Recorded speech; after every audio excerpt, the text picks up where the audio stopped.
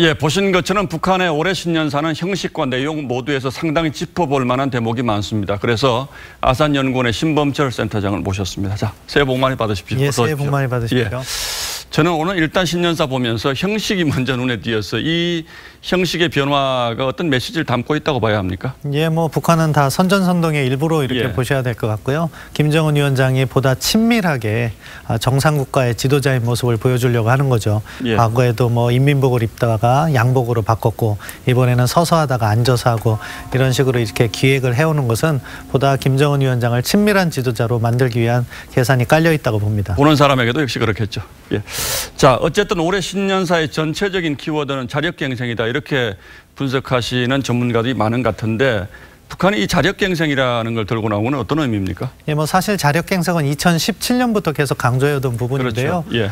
대북 제재가 이어지기 때문에 독자적으로 경제를 건설해 보겠다. 그것이 취지라는 점에서는 비핵화 협상이 장기화되고 미국의 제재가 지속될 것이라는 것을 전제로 해서 경제를 건설하겠다는 북한식 셈법이 깔려 있다고 봅니다. 예.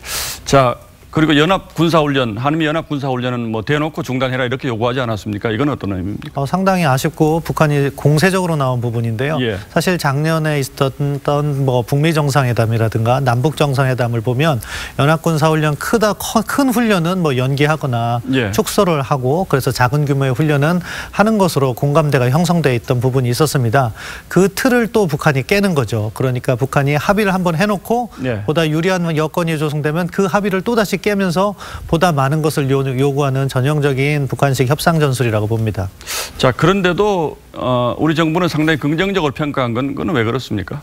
정부로서는 뭐 비핵화 부분이 들어있다. 그리고 북한이 예. 대화를 강조하고 있다. 그 점을 지적한 건데요. 사실은 예. 뭐 연합훈련 중단이나 이런 것도 마찬가지로 북한이 이야기하고 있는 비핵화라는 것이 그 완전한 비핵화가 우리가 생각하는 북한의 비핵화가 아니라 예. 조선반도의 비핵화 개념. 결국 북한의 미국의 해구산과 주한미군을 철수해야 된다는 것을 전제로 하는 비핵화 개념일 수 있기 때문에 우리가 유의를 하면서 지켜봐야 된다고 봅니다. 그럼 오늘 김정은 위원장의 육성으로 비핵화라는 말을 뭐 처음으로 했다고 해서 의미가 있다고 보는 매체들이 많은 것 같은데 이것도 역시 과거에 북한이 얘기했던 조선반도의 비핵화 이것과 같은 거라고 보시는 예, 몇 가지 징후가 있는 거죠. 이야기한 것처럼 연합군사훈련 중단해라. 예. 전쟁 장비 그러니까 전략 자산을 의미한 건데 그것을 반입하지 마라.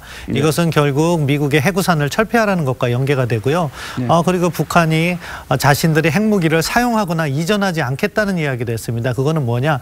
핵보유국들이 해야 되는 의무인데 핵보유국의 지위를 이야기한 거죠. 핵보유국 이야기는 하지 않지만 그런 식으로 볼 때 북한이 핵을 그냥 내려놓는다고 보는 것은 너무 어떻게 보면 순진한 생각이라고 봅니다. 예, 미국이 계속 제재하면 새로운 길을 가겠다. 플랜 B가 있다. 우리도 이렇게 얘기하는데 이건 판을 깨겠다는 얘기입니까? 아니면 협상용 카드로 보시는 겁니까? 일단은 뭐 협상용 카드라고 보지만 궁극적으로는 핵을 보유하겠다는 의도가 깔려 있다고 봅니다. 이 플랜 B는 예. 핵을 보유하겠다. 예, 새로운 예. 길이라는 것은 결국 작년 신년사에 책임 있는 예. 핵강국이라는 그런 언급이 있었습니다.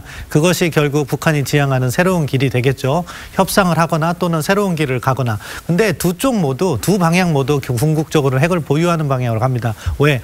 북한이 요구하는 것이 미국의 상응 조치 아니겠습니까? 네. 미국이 상응 조치라는 제재 해제를 먼저 하게 되면 이 핵 협상은 북한이 주도하게 됩니다. 네. 그럼 북한 핵에 대한 철저한 신고 검증을 못하고 북한이 가지고 있는 핵물질의 총량을 알 수가 없어요. 결국 북한이 핵을 가지게 되는 거죠.